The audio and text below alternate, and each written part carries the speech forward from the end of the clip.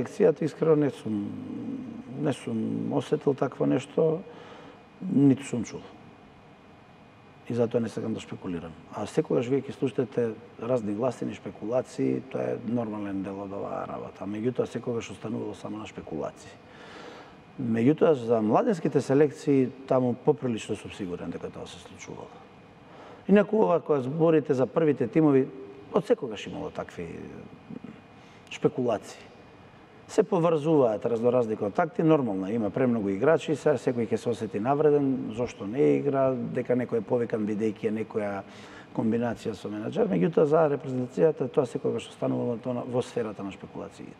Меѓутоа што се однесува до помладите категории, таму сум убеден, да не кажам имам и сознание дека доста имало активности кои што може слободно се наречат коруптивни.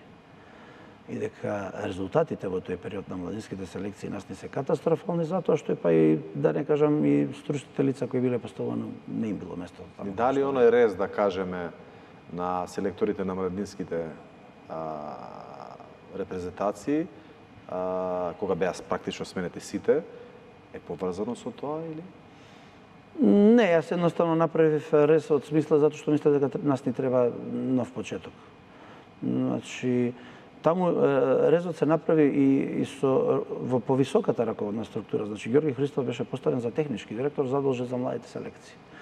Плюс Горан Пандев е директор на сите селекции, како спортски директор на Фудбалската федерација на Македонија. И излезени си они од фудбалот, исто како и мене. Малце потешко е нас да ни изманипулира некој. Се гледа после 10 минути дали на некого не му е местото во составот или му е местото во составот. Ѓорги Христов, морам да кажам дека одлично ја работи својата работа. Многу прецизно, многу е посветен на тоа, се прават анализи. Нас ни останува сега само скаутинг, оделението да го дооформиме, да го пуштиме, што би се рекло, во функција, да тие луѓе добијат задачи во скаутингот.